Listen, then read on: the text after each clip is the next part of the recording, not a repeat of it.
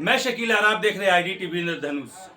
आदिवासी में कुर्मी शामिल होना चाहता है, उसको लेकर लगातार कई दिनों से विवाद चल रहा है। इसी क्रम में कई आदिवासी संगठनों ने आज एक प्रेस वार्ता रखा। क्या कुछ बात हुई है इनकी बैठक में और क्या कुछ हुआ, तो जुड़ते हम फूलचंद तिर्की जी से और जानते हैं कि कुर्मी को वो आदिवासी में क्यों नहीं शामिल करना चाहते।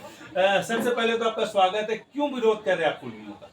क्यों ना विरोध करे कुर्मियों का, हमारा हक अधिकार खाएगा, हम देखते रहेंगे। अभी तो वो लोग जंतर मंतर में भी जाके प्रदर्शन कर रहे हैं अपने हक के लिए।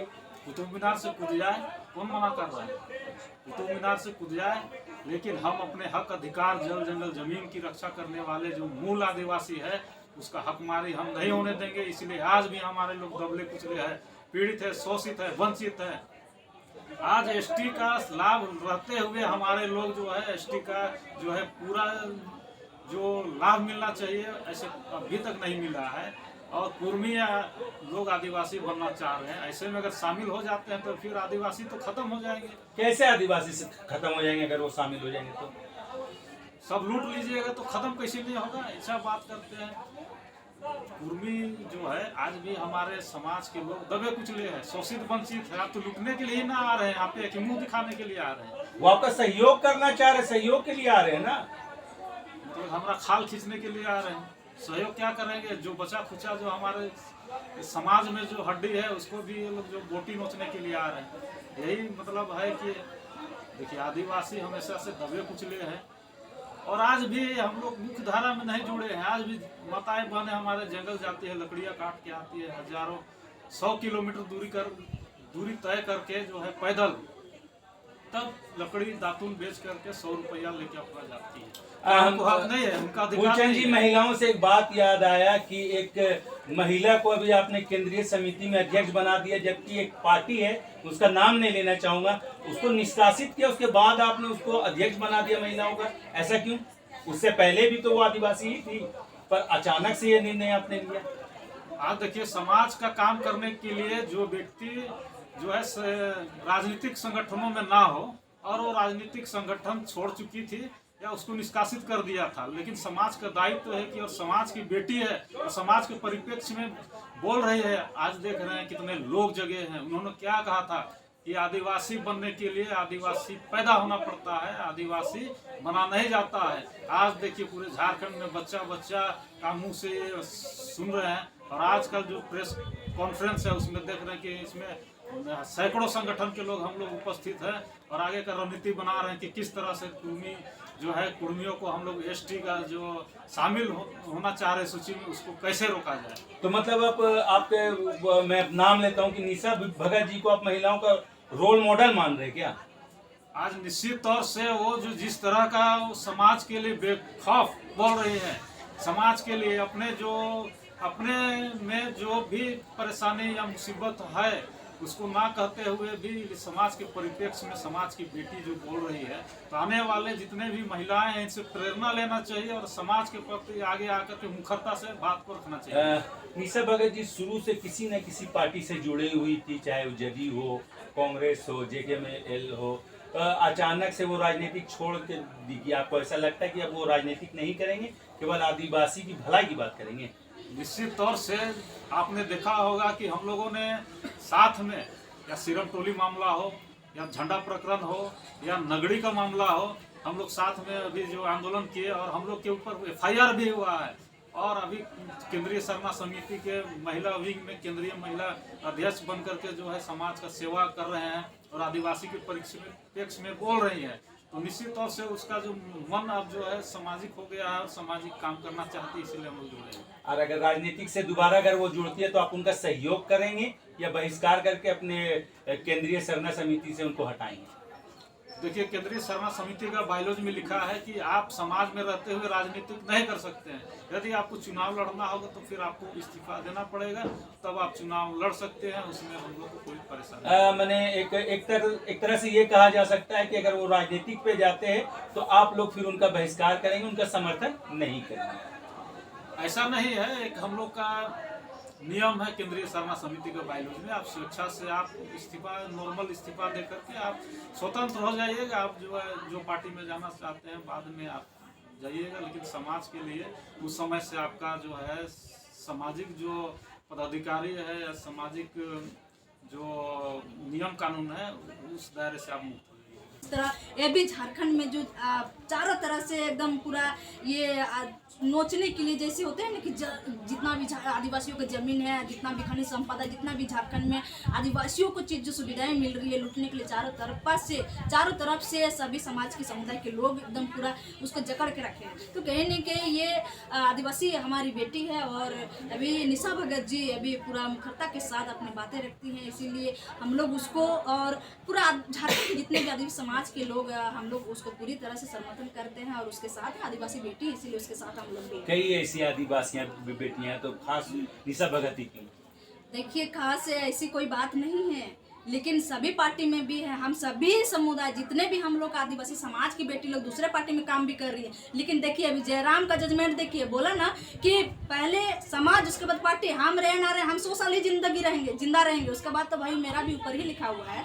तो कहीं न कहीं जितने भी दूसरे समुदाय जितने भी पार्टी में जो गई हैं, आदिवासी पुरुष हो या महिला या लड़की कोई भी, मैं इतना बोलना चाहती हूँ कि पहले अपने समाज को देखिए। कहीं न कहीं निशा भगत अपने समाज के प्रति उतर के आई, इसीलिए हम लोग भी बोले कि हाँ अभी निशा भगत जी हमारे समाज में है, तो कहीं न कहीं आदिवासी समाज के लोग अभी उसको। आपको ऐसा नहीं लगता कि निशा भगत जी कुछ उत्साह होकर कुछ ज्यादा बोल जाती हैं, कुछ मतलब आदिवासियों के हित में ही बोलती है लेकिन कुछ ज्यादा बोल जाती है ताकि सामने वाले को बुरा लगे और उनको टीआरपी मिली, ऐसा होता है लगता है आपको? नहीं, ऐसा निशा भगत ऐसा कोई बयान नहीं देती है और ऐसा कुछ देखिए वो कि ज़्यादा हमको टीआरपी मिले या ज़्यादा नाम कमाने के लिए, ज़्यादा नाम फेम के लिए ऐसा कुछ नहीं करती। देखिए निशा भगत जी हमेशा अपना रूढ़ी प्रथा, अपना आदिवासियों को लेकर हमेशा वो आवाज़ उठाई है, भले किसी और पार्टी में भी रही, बोली कि भाई जो कांग्रेस पार्टी हो, जेलकम पार्टी में, हर पार्टी में रह के हमेशा झारखंड के मुद्दे, आदिवासी के मुद्दे में बात की है, ऐसा नहीं है। लेकिन बाकी महिला को देखिए, बाकी पुरुषों के सभी पार्टी में आदिवासी नेता, मंत्री, विधायक, लेकिन उन लोग का भी आदिवासियों के मुद्दे पर क्यों मुखर तक क्यों नहीं बात करते हैं?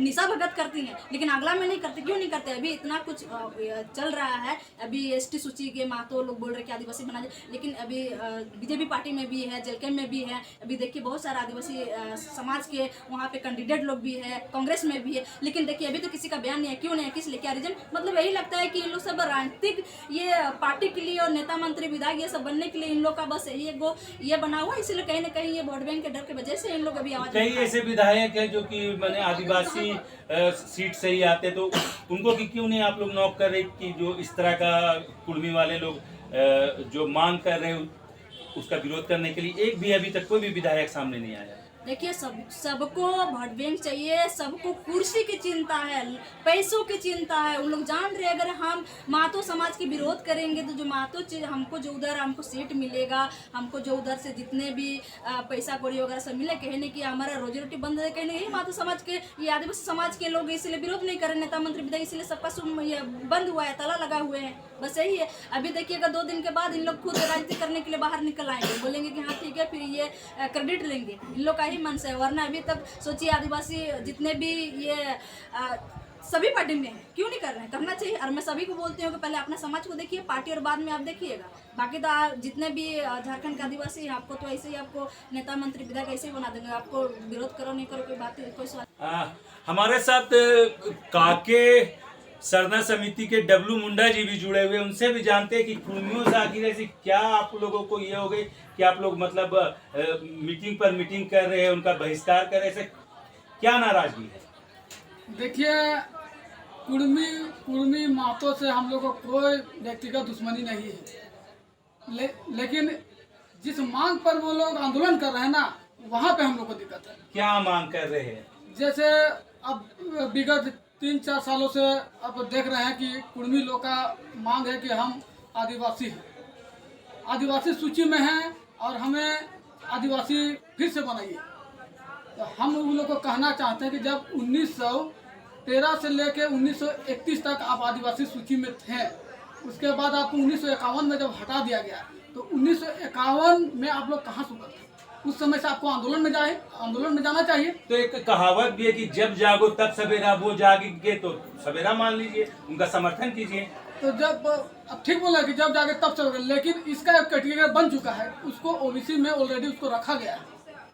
अगर वो ओबीसी में नहीं रहता तो ध्यान दिया जा सकता था, लेकिन जब उसका ओबीसी में जब शामिल कर दिया गया है उसको, तो फिर अब एसटी से उसको लेके मतलब लेके जाइएगा तो गलत हो जाएगा ना। अब जनरल भी बोलेगा कल हमको एसटी में शामिल कीजिए, एससी भी कहेगा कि हमको एसटी में शामिल कीजिए। मतलब साफ है कि अगर इसी तरह का चलता रहना खेला तो ओरिजिनल आदिवासी नकली हो जाएगा और नकली आदिवासी ओरिजिनल हो जाएगा। कहीं ऐसा तो नहीं कि आदिवासी और कुर्मी में एक राजनीतिक हो रही है, जैसे कितने लोग एक तरफ हो जाए, कितने लोग एक तरफ, ऐसा कोई राजनीतिक भी चल रहा है क्या? देखिए माहौल तो यही इशारा कर रहा है, क्योंकि कुर्मी महतो अभी हाल फिलहाल में आपको बताना चाहेंगे कि 2-3-4 दिन पहले देखिए ये लोग दिल्ली में जाके जंतर मंतर में धरना दिए। अब किस लिए धरना दिया है? आदिवासी सूची में शामिल होने के लिए। फिर घोषणा करते हैं कि रेल टैक्स आंदोलन करेंगे। इससे पहले भी रेल टैक्स आंदोलन किया जिसमें सरकार को करोड़ों रुपए का नुकसान हुआ था। आदिवासी समाज अपना हक अधिकार को मांगने के लिए रोड में उतरता है तो उन्हें का ऊपर प्राथमिक उसके ऊपर एफआईआर कर दिया जाता है, लेकिन कुर्मी लोगों के ऊपर एक भी एफआईआर नहीं होता है। तो आप सोच सकते हैं कि कहीं ना कहीं राजनेता लोग, सफेद पोष लोग ये लोग को संरक्षण दे रही है और ये लोग को बचा रही है और ये लोग आदिवासी और माफों को लड़ा रहे हैं। मतलब अगर किसी भी जात पर अगर केस होता तो वो आदिवासी है, जिस पर केस नहीं होता वो आदिवासी नहीं है। हम बोले ना सरकार का संपत्ति पर नुकसान हो रहा है। आप रेल रोकेगा ये लोग, अगले बार भी रोका था तो ये किसी के ऊपर एफआईआर नहीं हुआ था, इस बार भी ये लोग कर रहे हैं। मैं वही कह रहा हूँ कि अगर उन पर केस होता तो आप उनको आदिवासी मानने को तैयार है? कैसे मानेंगे? जो मांगे वो लोग का गलत है, फर्जी तरीका से वो लोग फर्जी दस्तावेज दिखा के वो लोग अपने आप को बोल रहे हैं कि हम आदिवासी हैं। आदिवासी बनने के लिए साबित करना होगा ना भैया। क्या साबित करना होगा? थोड़ा सा हिंट तो दे दीजिए। देखिए आदिवासी बनने के लिए आदिवासी का कस्टम सिस्टम को फॉलो करना होगा। आदिवासी बनने के लिए चूंकि देखिए अब ये लोग मूर्ति के ऊपर डिपेंडेंट है। हम लोग अपना बहन बेटी का शादी कराते तो पहन लोग से कराते हैं और ये लोग पंडित से कराते हैं। और हम लोग प्रकृति को, पेड़ पौधा को मानते हैं, ये लोग मूर्ति को मानते हैं। तो जमीन आसमान का फर्क है। तो आप कहाँ से बोलिएगा इसको कि आदिवासी, ये लोग आदिवासी बनने लायक है? और कहावत आप सुनबे किए हैं, बराबर चैनल में पेपर में आ रहा है, आदिवासी बनने के लिए आदिवासी को पैदा होना होगा। बोलने से कोई आदिवासी नहीं बन जाता है। आदिवासी बनने के लिए बहुत सारा कैटेगरिया है, उसको पार करना होगा, जिसको सरकार देखेगी, टीआईआर देखेगी। टीआईआर जो आदिवासी में शोध करता है वो देखेगा आप आदिवासी बनने लायक है कि नहीं है, कितना आदिवासी का चीज़ को आप मानते हैं, कितना नहीं मानते हैं, ये चीज़ है। लेकिन ये लोग गलत पेपर निकाल के फर्जी वीर शहीद को दिखाकर, अरे आंदोलन तो आदिवासी लोग किया है, हर आंदोलन में आदिवासी लोग सबसे आगे रहा है और ये लोग कहीं भी नहीं रहा है। लेकिन ये लोग झूठ मूठ का एक मनगढ़ंत कहानी बनाकर अपने आप को आदिवासी हैं, आदिवासी थे, आदिवासी का मांग करेंगे, ऐसे बोल बोल के ये लोग जबरदस्ती यहाँ घुसना चाह रहा है। लेकिन हम लोग इसको घुसने नहीं देंगे। और देखना चाहते हैं कि राज्य के अंदर आदिवासी 28 को विधायक है, तब तक ये लोग चुप रहेंगे। अगर ये लोग विरोध समय रहते नहीं करेंगे तो कल आने वाले चुनाव में जो आएगा ना, तो हम लोग आदिवासी विधायक को घुसने नहीं देंगे। आज एक कुर्मी महतो जो आज निर्दलीय चुन के गया है, जयराम महतो, वो अपने समाज के लिए तुरंत पार्टी से हट कर खड़ा हो गया कि पहले समाज उसके बाद पार्टी। तो हमारे पास झारखंड में 28 आदिवासी रिजर्व सीट से चुन के गए हैं विधायक। वो लोग अगर आज नहीं बोलेंगे तो कब बोलेंगे? जब आदिवासी पूरी तरह बर्बाद हो जाएगा तब बोलेंगे।